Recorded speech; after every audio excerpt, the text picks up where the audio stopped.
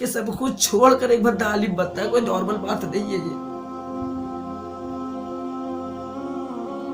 हजरत किसी के आलिम को आकर गाली दे देना बहुत आसान होता है, लेकिन ये सोचिए आलिम बनना कितना मुश्किल होता है।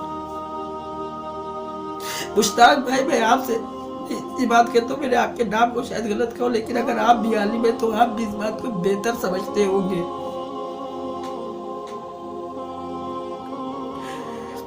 हजरत, हम आपके भी लोगों की इज्जत नहीं करते, हमें कोई हक नहीं, हमें कोई बदतमीजी किसी से कभी करना नहीं चाहते। हम लोग सुकून से जीना, सुकून से दीन का काम करना चाहते हैं। बड़ी कुर्बानियों के बाद कोई आलिम बनता है मेरे भाइयों। इन मदरसों में पढ़ने वाले बच्चों की हालत जाकर देखिए। ये हमारे बनारस के जो बच्चे जामिया सल्फिया में जाते हैं, कभी आप जरा दोपहर की चिलचिलाती हुई धूप में जब निकलिए अपने कारोबार के लिए, अपनी गद्दियों के लिए, अपने मार्केट जाने के लिए, जरा देखिए ये मासूम 10 साल के, 12 साल के, 14 साल के बच्चे चिलचिलाती हुई धूप में साल के 360 दिन हर मौसम में ये रोजाना जाते हैं, इसलिए कि ये दीन के आलिम बने, इसलिए कि ये कुरान और हदीस के जानकार बने, इसलिए कि ये मिंबर संभाले, इसलिए कि ये मेहराब संभाले। और कल जब वही लड़का आलिम बन के आपके सामने आता है तो इसलिए कि आप उसे गालियां दें, इसलिए कि आप उस पर लान तान करें। जरा मदरसों में पढ़ने वाले, हॉस्टल में रहने वाले बच्चों के हालात जाकर देखिए। आप अपने घर में मुर्गे मुसल्लम खा रहे, वहां वो पानी की तरह दाल पी रहे। आप अपने घर में बेहतरीन पनीर की सब्जियां खा रहे, वहां वो बगैर छिला हुआ आलू खा रहे हैं, बगैर छिली हुई सब्जियां खा रहे हैं। आप रोजाना बकरे और मुर्गे खा रहे हैं, वो बेचारे अगर उनको कभी बकरे का गोश्त नसीब हो जाए तो उनकी दावत हो जाती है। बड़ी कुर्बानियों के बाद, बड़ी परेशानियों के बाद, सैकड़ों मील की दूरी पर, अपने माँ बाप से दूर, अपने घर परिवार से दूर, जब आप आराम से अपने घर में बैठकर टीवी और सीरियल और फिल्में देखते हैं, वो दीन के तलबा, वो दीन के उलमा, वो दीन हुसूल इल्म की राह के मुसाफिर, वो मदरसों के बोसीदा कमरों में बैठकर बुखारी, हद्दसना और काला रसूलुल्लाह की सदाएं बुलंद करते हैं, वो कुरान और हदीस का मताला करते हैं। उनकी कुर्बानियों पर यूं पानी न फेरो मेरे भाई, उनकी कुर्बानियों पर इतनी आसानी से पानी न फेरो।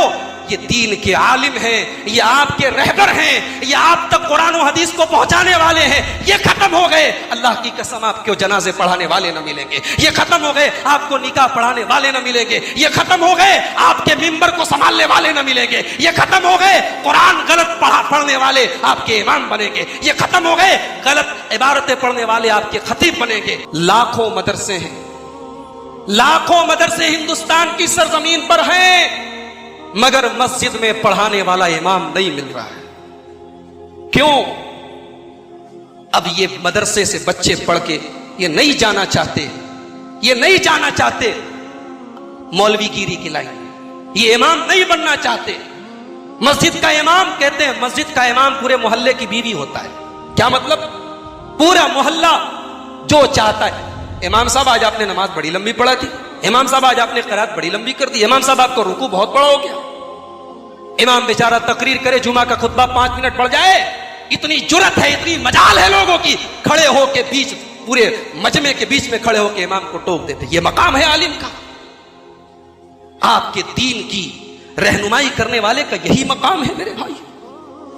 अल्लाह के वास्ते, हम अहले हदीस हैं, हमारे मसलक की बुनियाद अकीदे पर है, और हमारे अकीदे का एक हिस्सा है कि हम उलमा की इज्जत करते हैं, उलमा का एहतराम करते हैं। ये हमारे अकीदे में एक अकीदा है। एक मदरसे से पढ़ा हुआ, उनकी उम्र 50 से कम नहीं रही होगी, कहा कि भाइयों मैं कमजोर हूं, बीमार हूं, इलाज के पैसे नहीं, अपनी जवान बेटियों की शादी करने की ताकत नहीं, कुछ मदद करो। अल्लाह की कसम, अल्लाह के घर में बैठा हूं, ये कलेजा अंदर से दुख गया, ये कलेजा अंदर से हिल गया कि हमने अपने उलमा के साथ ये सुलूक किया है। वो अपनी लड़कियों की शादियों के लिए भीख मांगे, वो अपने मकान की तामीर के लिए भीख मांगे।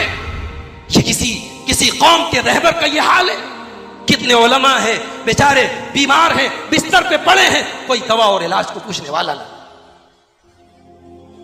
कितने उलमा हैं, उनकी बेटियां जवान हैं, शादी की उम्र निकल रही है, बेचारे रिक्शा चला नहीं सकते, टाली चला नहीं सकते, बोझा उठा नहीं सकते। उन्होंने जो वकार के साथ जिंदगी गुजारी है, उस वकार के खिलाफ उन्हें नजर आता है। मगर इस कौम ने ऐसे भी उलमा, इस कौम के अंदर ऐसे भी उलमा हैं जो आज भीख मांगने पर मजबूर है। क्या जवाब देंगे हम अल्लाह के यहां? उलमा की तौहीन, अब्दुल्लाह इब्न मुबारक कहा करते थे, मन इस्तखफ़ बिल उलमा ज़हबत आखिरतुहु, जो अपने उलमा की तौहीन करे, जो अपने उलमा की नाकदरी करे, उसकी आखिरत कभी कामयाब नहीं हो सकती। इमाम औज़ाई कहा करते थे, इमाम औज़ाई कहा करते थे, अल वक़ियतु फी अहलिल इल्म मिन कबाइरिज़ ज़ुनूब, उलमा की तौहीन करना, उलमा में कीड़े निकालना, उलमा की इज्जत और आबरू के साथ खेलना, उलमा को बदनाम करना, यह कबीरा गुनाह है। मेरे भाइयों, ऐसा न करो कि उलमा पैदा होने बंद हो जाएं। ऐसा न करो कि मदरसों में पढ़ने के पहले ये बच्चे सोचें कि 10 साल कुर्बानी देकर हम इन आवाम की इनकी हम गालियां सुने, इस कौम की गालियां सुने, इस कौम के ताने सुने। जिस तरीके से कुरान की इज्जत करते हो, जिस तरीके से इस्लाम की इज्जत करते हो, वैसे ही इस इस्लाम को पहुंचाने वाले उलमा की इज्जत करो। कितनी जुबानों से इन्हीं कानों ने सुना है, मदरसों की तनख्वाहें पावरलूम की मजदूरियों से जोड़ी जाती, मजदूरों की मजदूरियों से मदरसों में पढ़ाने वाले बच्चों, कोई ये नहीं सोचता कि ये पावरलूम चलाने वाला ये अपना पेट भरता है और ये मदरसे में पढ़ाने वाला पूरी कौम के मुस्तकबिल की तामीर करता है, पूरी कौम की तामीर करता है। कोई ये नहीं सोचता। कितनी घटिया सोच है, कितनी घटिया सोच है कि आज प्राइवेट मदरसों में पढ़ाने वाले हम मुदर्रिसीन को 3,000-3,500 तनख्वाहें देते हैं और हम उन पर गुलामी करते हैं। हम उन पर गुलामी करते, उनको गुलाम बना के रखते हैं, उन्हें अपना जर खरीद गुलाम समझते हैं। ये हमारी जहनियत है। 3,500-4,000 रुपये कितने लोग महीने में पान चाय में खर्च करते हैं कि नहीं करते? मैं गलत बोल रहा हूं तो बोलो, बनारस का रहने वाला। 3,500-4,000 की क्या औकात है आज के जमाने में?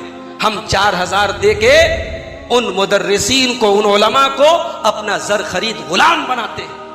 मेरे भाइयों, जरा अपने इस कुएं से निकलो, कुएं के मेढक न बनो, जरा निकलो, दुनिया देखो लोग उलमा की कैसी ताजीम करते हैं, लोग उलमा का कैसा मकाम करते हैं। हमारे यहां इमाम मस्जिदों में इमाम नहीं है। क्यों? इमाम को खाना कौन देगा? इमाम को 5,000 रुपया तनख्वाह कौन देगा?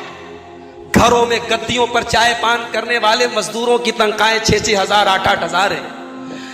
ईटा और बालू सीमेंट का काम, लेबर वर्क करने वाले मजदूरों की डेली की मजदूरी 300-400 रुपये है। ये उलमा इतने गिरे हुए हैं, ये उलमा इतने जलील हैं, इनका काम इतना हकीर है। अंग्रेजी पढ़ाने वाला, अंग्रेजी की ट्यूशन देने वाला 1,000 रुपया महीना शौक से लेके जाता है, बड़े नाज से लेके जाता है, हमारी जेब से लेके जाता है। और मौलवी साहब कुरान पढ़ाने आते 200 मांग ले तो हम लोग 50 करवाने की कोशिश करते हैं।